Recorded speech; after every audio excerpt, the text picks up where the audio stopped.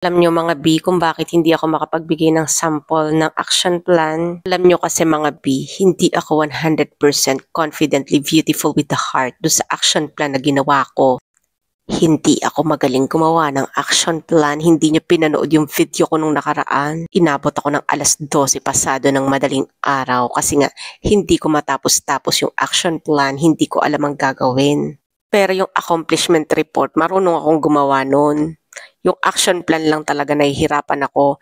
Iniintay kong bumalik yung action plan ko na napirmahan. Pag napirmahan yun, ibig sabihin tama yung pinasa ko. Kapag kinorek ng principal namin yun, ibig sabihin mali. Ngayon, kapag 100% confidently beautiful with the heart na ako doon sa action plan na ginawa ko, saka na ako mag-share kung paano gumawa kasi nga nakakahiya namang magturo dito ng mali. Pagka pa ba naman ganito mga bagay-bagay, maraming nagko-comment. Tapos kapag nakita mo yung mga upload nila dito sa TikTok, puro lang naman sayaw.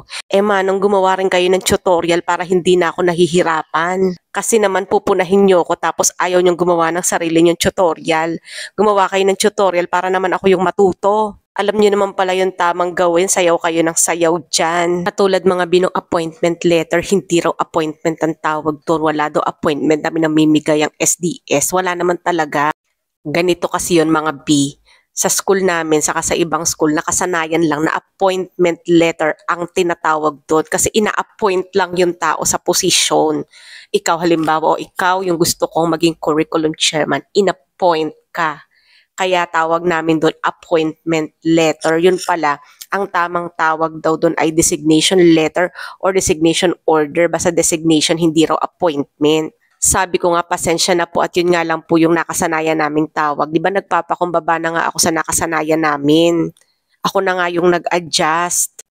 Pagkatapos, heto pa, hindi raw pwedeng ganun. Kasi nga daw, nag-tutorial daw ako. Kaya dapat tama lahat sinasabi ko. Yun nga yung nakasanayan namin, parang yung contractual. Kaya ako natawag na contractual yung co-teacher ko. Alam niyo ba kung bakit? Pag tinanong mo siya kung ano ang item niya, sasabihin niya contractual. Kasi ang alam niya, contractual siya. Dapat pala provisionary kasi kayo. Ako lang yung naki-contractual, ako pa yung napasama. Tapos makita-kita ko yung gumegera sa akin. Alam mo kung anong content. Ayun, sayaw ng sayaw.